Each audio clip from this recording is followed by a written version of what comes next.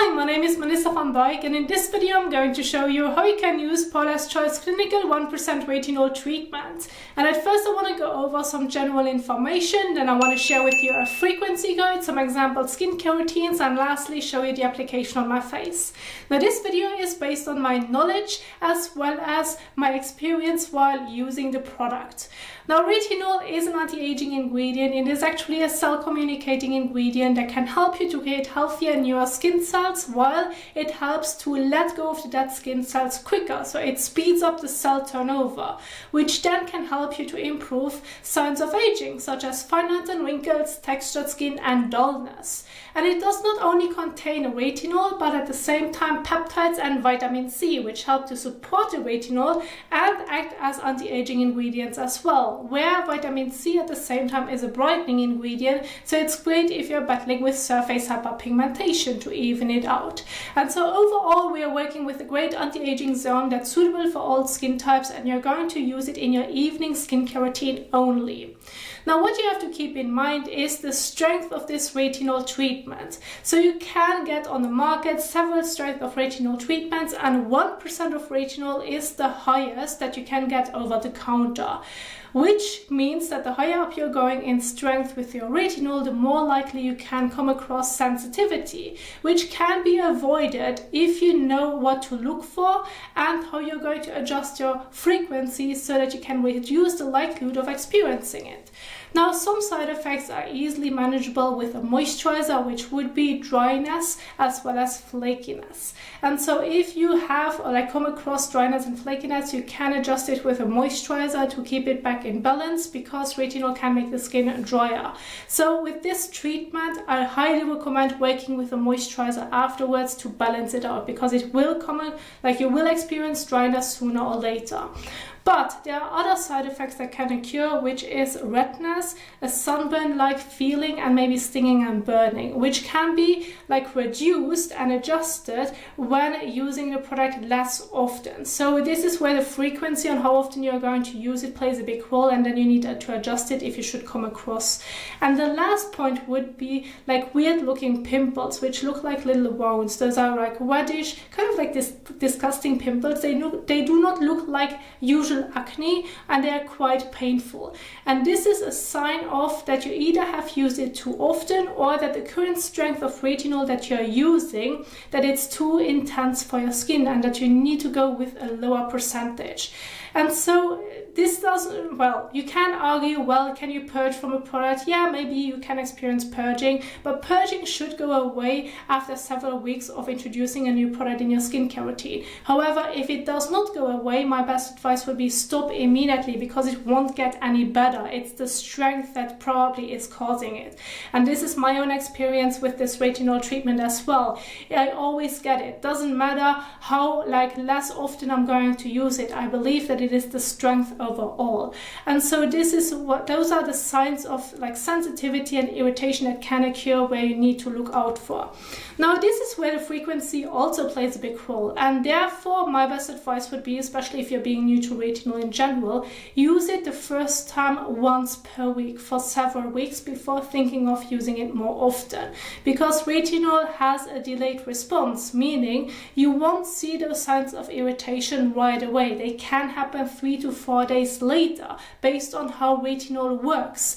And so therefore, if you're going to use it more often throughout the week and you're not giving your skin enough time to see how your skin is actually dealing with your current retinol treatment, it's going to make the sensitivity that can occur worse, and this is quite uncomfortable. So therefore my best advice would be start off by using it once per week. So for example on Monday, and then wait until Friday or the weekend before thinking of using it again if no irritation has occurred.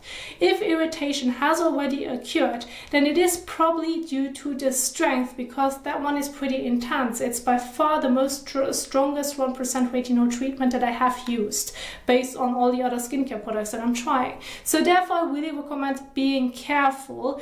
And if you feel well, yes, my skin is fine by using it once per week, and you have tried this now over several weeks, you now may think of, well, I now want to use it twice per week. You can go ahead, if no irritation occurs, by using it twice per week. However, if you then should come across some signs of sensitivity, then you know that your skin isn't ready, or based on the strength, that your skin cannot tolerate it more than once per week. And then it's best to just keep on going with your once per week guide if that's working well for you. However, depending on your age and your overall skin concerns, you may be able to use it more often throughout the week. But I recommend really taking the time, adjusting the frequency. So do a specific frequency for several weeks before thinking of using it more often. You always can reduce it if you feel like the slightest sensitivity, or if you feel like, well, my skin isn't feeling that well, I start to get uncomfortable, then reduce it. That's always something that you can easily do, or give your skin an entire break. However, my best advice would be, do not go into using it more often throughout the week too quickly. So once per week at first. Then if that's fine, use it twice per week, for example Monday and Friday. Then move up to using it 3 times per week, Monday, Wednesday and Friday. And then you may be able to use it every other day. And then over time, once you have really built up the tolerance, you may be able to use it daily in your evening skincare routine. But again, take your time. If it does not seem to work in any way, go to a lower strength. Use it less often, because that's something that your skin probably tolerates way better. So it's not something that I'm making up. I do feel like that one is pretty intense when using it. And so when it comes to example skincare routines on how you're going to use it, as already mentioned, you're going to use it in your evening skincare routine only, since retinol is sensitive to light, air as well as heat. And so when working with your retinol in your evening skincare routine, what you have to keep in mind during daytime is sun protection. Now, retinol itself does not make the skin sensitive to the sun, but it's how it's working due to how it kind of exfoliates the skin. This is what makes the skin more sensitive and can easily lead to sunburn. So therefore, keep this in mind when setting up your skincare routine. So if you now say, well, I want to use it in my evening skincare routine, you can keep it with a toner in between or without a toner. That's of course completely fine. And always adjust the skincare product that you're using accordingly to your skin type and needs. And keep in mind that retinol can make the skin drier, therefore you want to use something that's very moisturizing and hydrating and does not cause any further dryness if retinol can already do this. And so therefore, when it comes to the cleansing step, you're going to get started by washing your face with a suitable and gentle cleanser for your skin type and needs. Please avoid exfoliating acid cleansers. And use a cleanser that's suitable for your skin type. So if you have oily skin or combination skin, look for a cleanser that's great for oily combination skin. If you have drier skin type, look for a cleanser that's great for dry skin type. If you're trying to remove sunscreen and or makeup, which you have worn throughout the day, then you may want to look into a balm or oil cleanser, and you may want to do a double cleanse. Use your oil or balm cleanser at first, and then your daily gentle cleanser afterwards, to make sure that you can properly wash your face. Then rinse it off, pat the skin dry. Then if you want to, you can include a hydrating and soothing toner that's working well for your skin type and needs. Paula's Choice has, for example, a great range of hydrating and soothing toners, which can help you to already hydrate and moisturize the skin while working with a retinol. So in this case, using a toner in between can be extremely beneficial. Then once you have applied your toner, you're going to leave it on the skin. There's no need to wash it off, and then move on to your retinol treatment. Now, when it comes to the application of your retinol treatment, apply it evenly all over, and then you're going to leave it on the skin. There's no need to wash it off.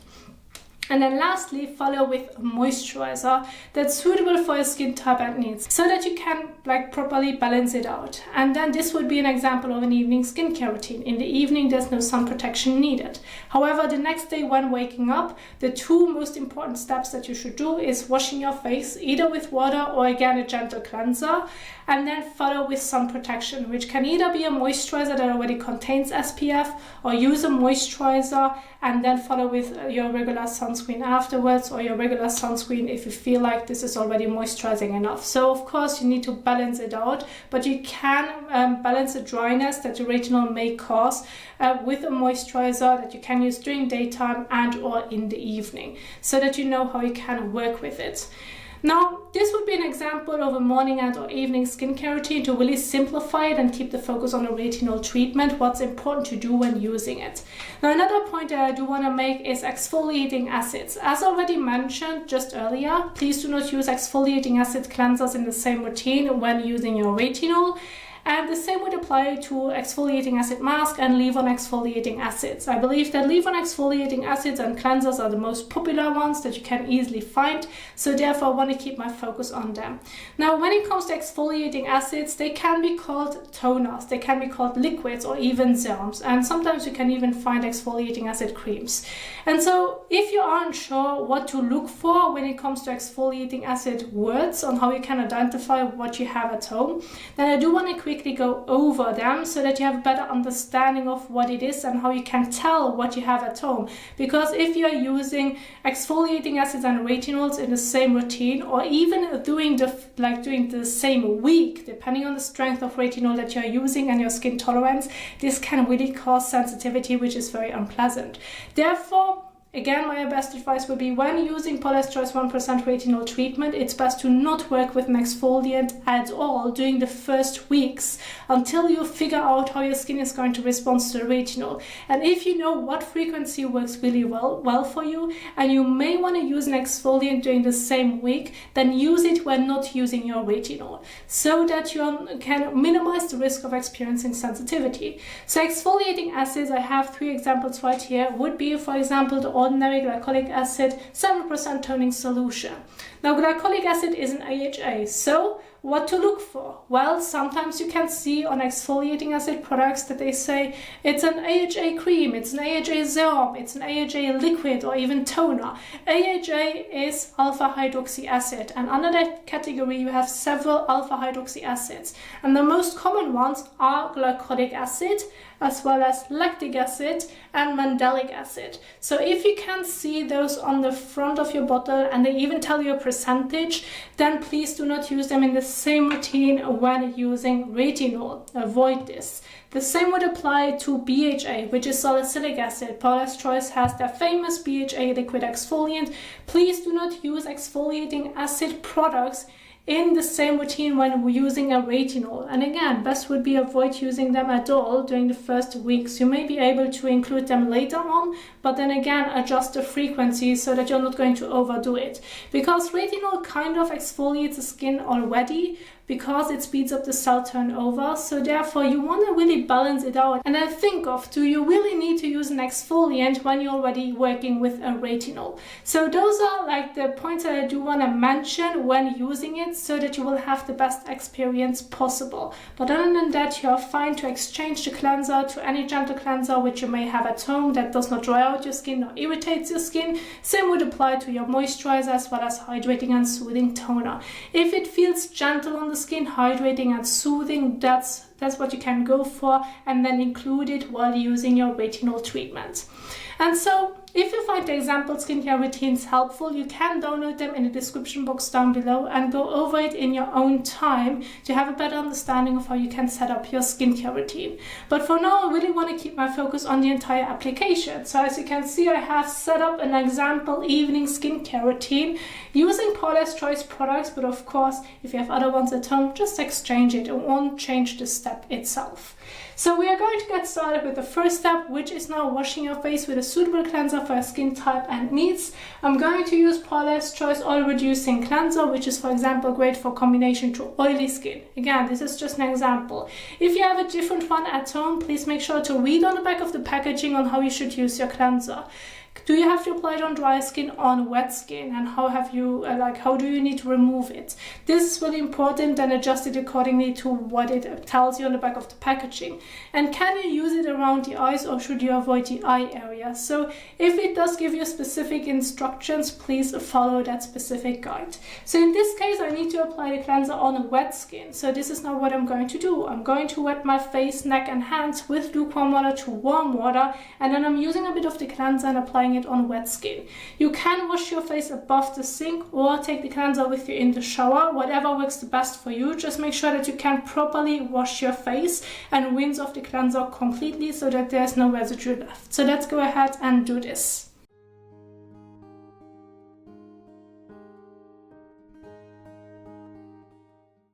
Then use about a coin size amount, about 1 to 2 pumps in the palm of your hand. Rub your hands together and then gently massage it all over your face and neck for about 30 seconds to a minute.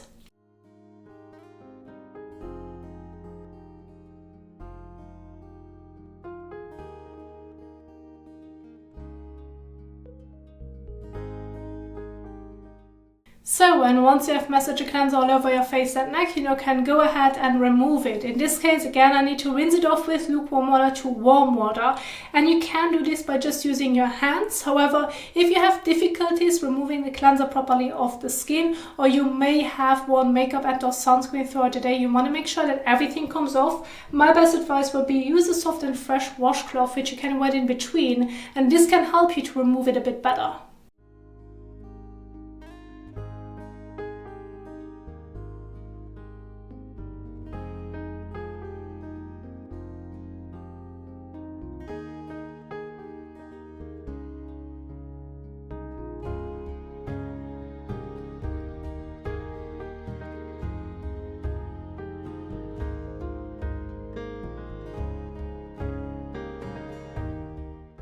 So now go ahead and take a fresh towel and pat the skin dry.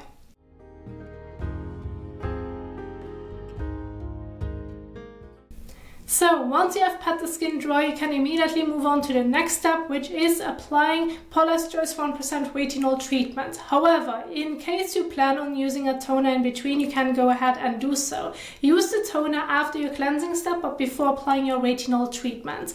And if you're going to use a toner, make sure that it's a hydrating and soothing one and not an exfoliant. So again, I repeat, please avoid exfoliating acid toners, serums or liquids where it states AHA, like glycolic, lactic or mandelic acid, or even BHA such as salicylic acid, so please avoid them. They do not conflict with retinol, but it can really lead to sensitivity much faster, which we are trying to avoid, especially with Paula's Choice 1% Retinol Treatment, as it is already such a potent product.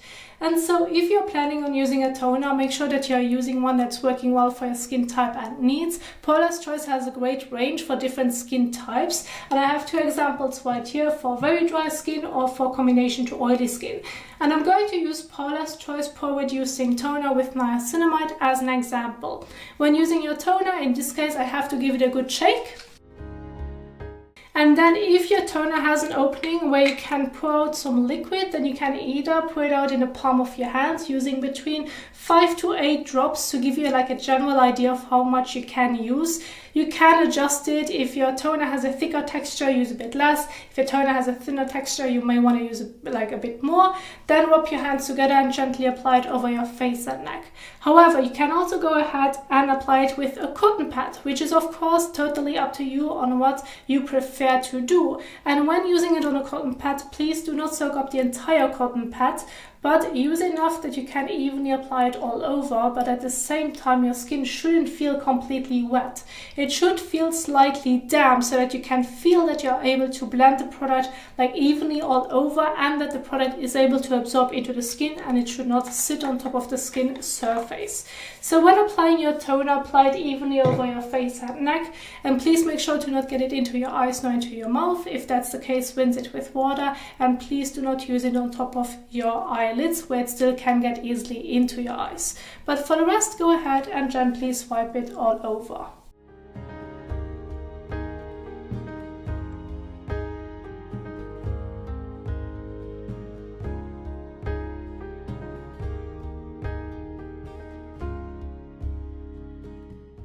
So, and once you have applied your toner all over, you're going to leave it on the skin. There's no need to wash it off.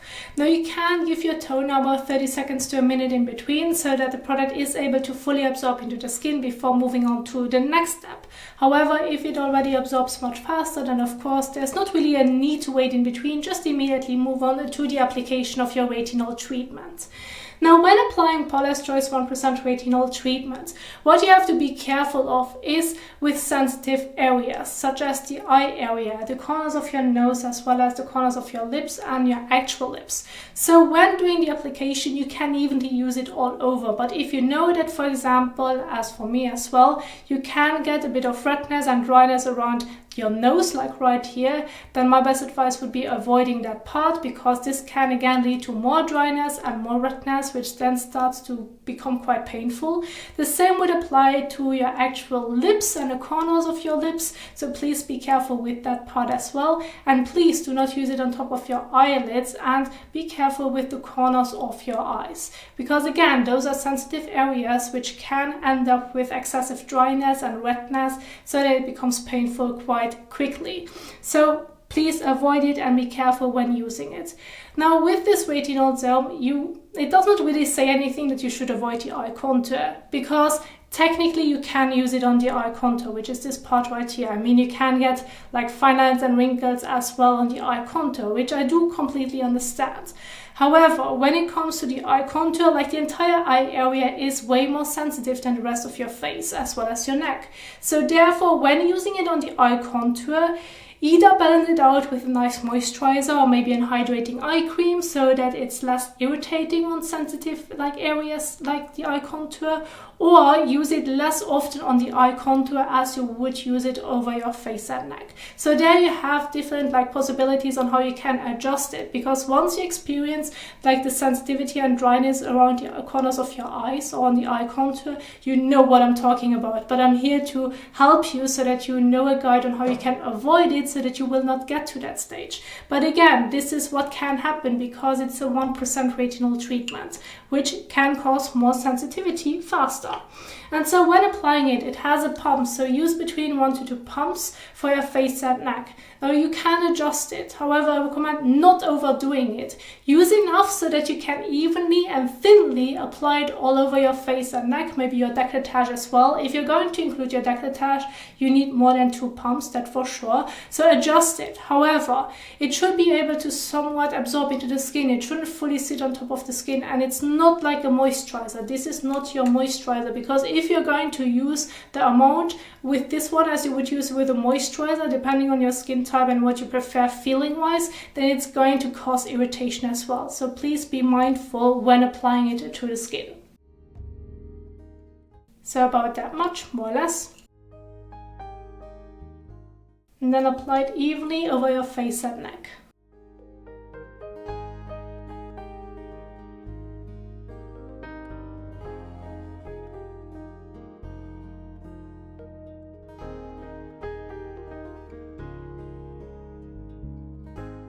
So, and once you have applied it, then you're going to leave it on the skin. There's no need to wash it off. Now, when moving on to the moisturizing step, you can immediately move on to the moisturizing step. However, if you feel like that your skin needs more time until the product has somewhat absorbed into the skin, then give it some time, like 1 to 2 minutes if you should feel the need, since it is more like a lotion-like texture, which may need a bit more time. But like broadly said, you do not wait to need a specific amount of time in between before moving on to your moisturizer. You can technically immediately move on to the moisturizer application, and that's fine too, which depends on how fast your skin is going to absorb the product. But when it comes to the moisturizer, I have 2 examples right here from Paula's Choice again. One is great for normal to dry skin, the other one is great for all skin types. The normal to dry skin is a bit richer, whereas the for all skin types has like a lightweight feeling. It's like a very lightweight lotion, but still it's moisturizing. And so when it comes to choosing a moisturizer, make sure that you're using the one that's suitable for your skin type and needs. If you have dry skin, you prefer to use more of a lightweight moisturizer, but now since you're using a retinol, this may not be enough anymore, then you may need to switch to a richer moisturizer. So this is how you can balance it out and adjust your skincare routine accordingly on how your skin is going to respond to your retinol treatment. And so again, I'm going to use Paula's Choice Water-Infused Electrolyte Moisturizer, which is one example. And when using a moisturizer, use about a pea-size amount, more or less, for your face and neck. And please make sure to not get it into your eyes nor into your mouth. If that's the case, rinse it immediately with water. About that much, more or less. If you have a drier skin type, you prefer to use a bit more, that's completely fine as well.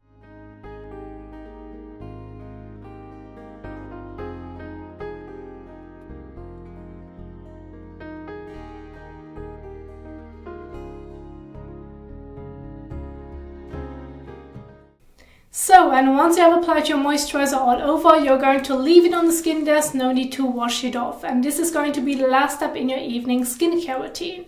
Now again, I do want to remind you, the next day when waking up, please don't forget sun protection when being exposed to the sun. This is really important. And if you want to know how you can use and apply a moisturizer with SPF or regular sunscreen, I have a specific video for you in the top right corner with the application and more information.